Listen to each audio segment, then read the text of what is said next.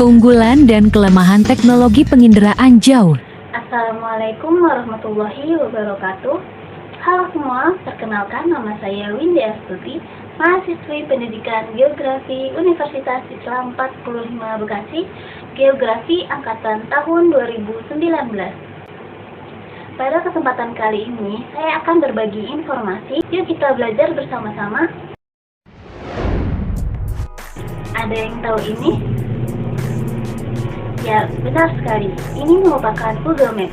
Nah, Google Maps ini merupakan salah satu pemanfaatan dari teknologi penginderaan jauh.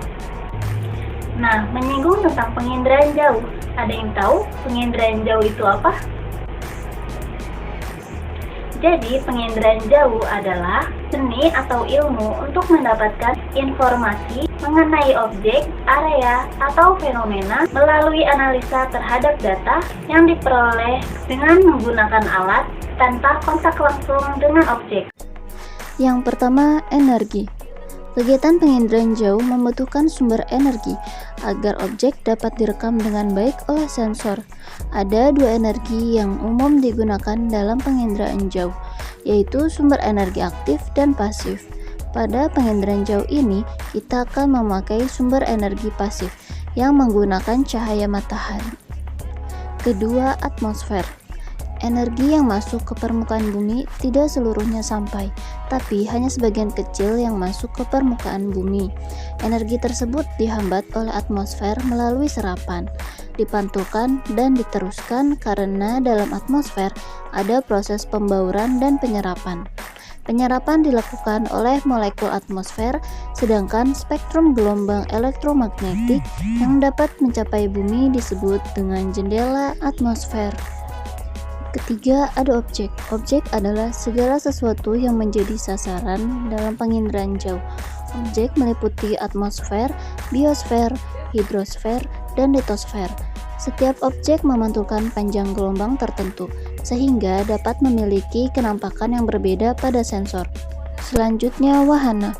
Wahana adalah kendaraan yang berfungsi untuk meletakkan sensor saat dilakukan proses perekaman. Wahana bisa digunakan di penginderaan jauh, diantaranya balon udara, pesawat terbang, pesawat ulang-alik, dan satelit. Kelima, sensor.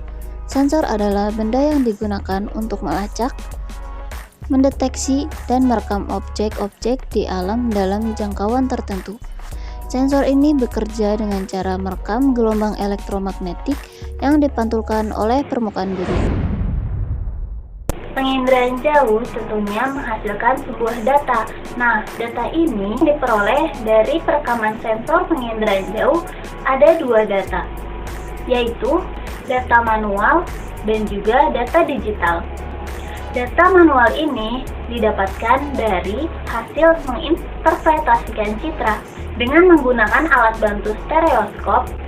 Data tersebut dan objek di dalamnya terlihat seperti 3 dimensi, seperti gambar berikut. Kemudian data digital.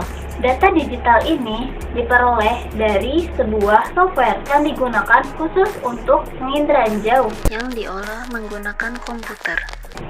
Nah, penginderaan jauh ini tentunya memiliki keunggulan dan juga kelemahan. Keunggulan dari teknologi penginderaan jauh dapat dilihat dari gambar berikut. Yang pertama, citra penginderaan jauh memperoleh gambaran objek permukaan bumi dengan wujud dan posisi yang mirip dengan kenyataan dan bisa mencakup wilayah yang luas.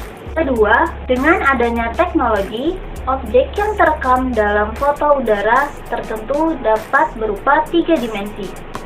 Ketiga, melalui citra dapat diketahui gejala atau kenampakan di permukaan bumi seperti kandungan mineral pada suatu daerah dengan bantuan inframerah. Yang keempat, data citra yang dihasilkan bisa dengan cepat, tepat, dan akurat bahkan di wilayah yang sulit dijangkau oleh pengamatan langsung. Dan yang kelima, penginderaan jauh dapat memetakan daerah bencana alam dengan cepat sekalipun bencana tersebut baru saja terjadi. Penginderaan jauh juga memiliki kelemahan.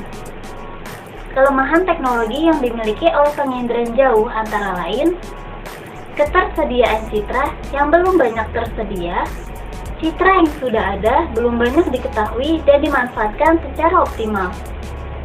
Orang yang menggunakan penginderaan jauh tentunya harus orang yang memiliki keahlian khusus. Peralatan yang dibutuhkan dalam penginderaan jauh itu cukup mahal. Proses penginderaan jauh sulit dilakukan jika terjadinya hujan atau cuaca buruk lainnya. Nah, kita sudah belajar mengenai keunggulan dan kelemahan dari teknologi penginderaan jauh. Tak hanya sampai di situ, perlu kita ketahui bahwa semua teknologi pasti memiliki kelebihan dan kekurangannya masing-masing. Maka perlu upaya dari diri kita untuk membuat kelemahan yang ada dapat diminimalisir dan keunggulan yang sudah ada dapat ditingkatkan secara maksimal. Sekian pembelajaran pada kali ini. Kurang lebihnya mohon maaf. Sampai bertemu di pertemuan selanjutnya. Wassalamualaikum warahmatullahi wabarakatuh.